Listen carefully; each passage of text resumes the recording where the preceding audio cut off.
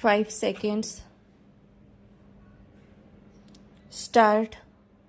Pursuant to the aforesaid order, the respondent has filed an additional counter affidavit in which he has emphasized the desirability of remanding the matter back to the disciplinary authority for redetermination of the matter.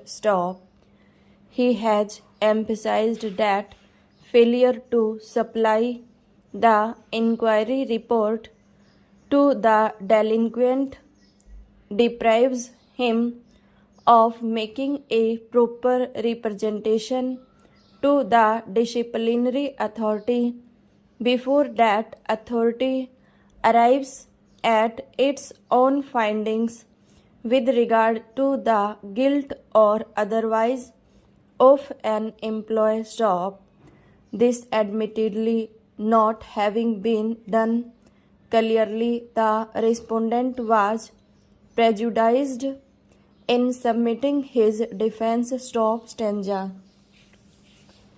Even if this court concludes not to remand the matter back to the disciplinary authority, at least it has to be remanded back to the High Court.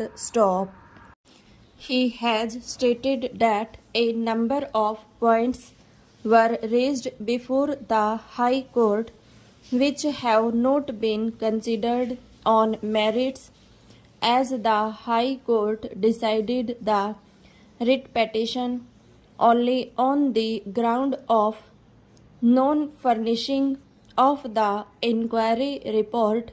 Since the inquiry officer and the disciplinary authority had concluded that some of the charges have been partially proved and others completely proved, it was necessary to supply the findings of the inquiry reports.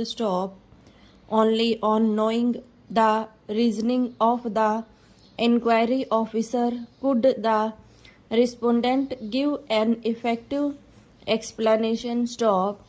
It is further pointed out that with regard to the charges relating to Maharajganj, the entire amount has been recovered. This fact is noticed by the disciplinary authority. Stanza. But quite illegally, it still proceeded to impose punishment on the ground of proved misconduct. Since the disciplinary authority arrived at the decision on the basis of charges which were partially completely proved, it was not possible to defend during personal hearings. According to the respondent, this was stated by him at the personal hearing, but it was ignored. In fact, the disciplinary authority was adamant to punish the respondent. All these issues could have been highlighted if the High Court had decided the writ petition on merits. Therefore, matter needs to be remanded back to the High Court for a decision on merits on all the issues raised by the respondent. In our opinion, the aforesaid grievances of the respondent are without any factual basis.